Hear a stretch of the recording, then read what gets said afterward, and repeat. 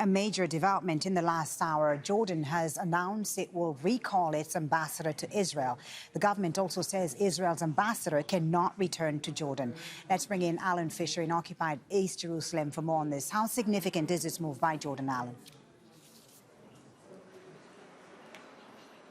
It's pretty significant diplomatically that Jordan, one of Israel's neighbours, has said that they have no intention of sending their ambassador back. They're very angry at what is happening in Gaza.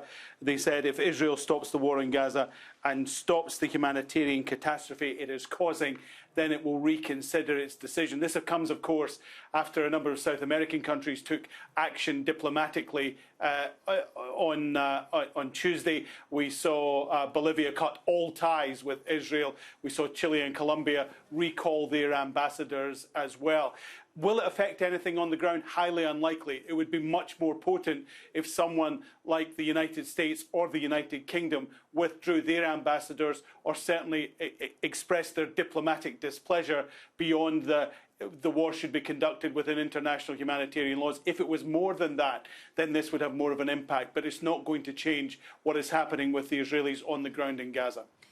Alan, Israel has confirmed now that 15 of its troops have been killed during its ground incursion into Gaza. Hamas says Israel also killed 7 captives during the attack on Jabalia refugee camp on Tuesday.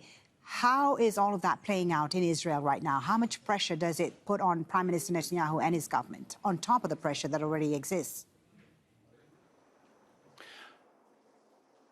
Well, there's certainly a number of people in Israel who are concerned at the loss of any soldiers, but indeed are concerned about the loss of any life in Gaza at all and have called for an end to stop the war. But there are many who support what soldiers are doing. In fact, one interview I saw on Israeli television just a few hours ago, someone said there is a price to be paid for making Israelis safe. We would rather the soldiers didn't die, but this is the reality of the situation.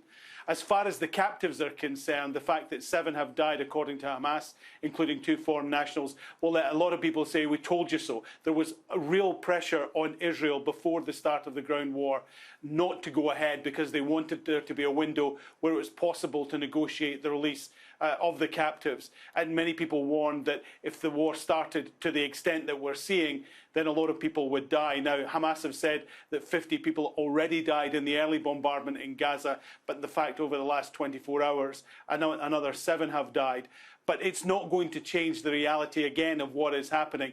The Israelis were aware that this could happen. And in fact, people very high up in the army said some of the hostages will die when we're doing this. But they view this as a necessary step to take to try and secure Israel's future. They see this as a war against Hamas. And obviously, it's continuing right across Gaza with a rising death toll. But there is little concern would be a bit harsh, but there is nowhere near the concern about inflicting deaths on the captives if it means Israel will defeat Hamas in the long run. Alan, in occupied East Jerusalem, Alan Fisher, thank you very much.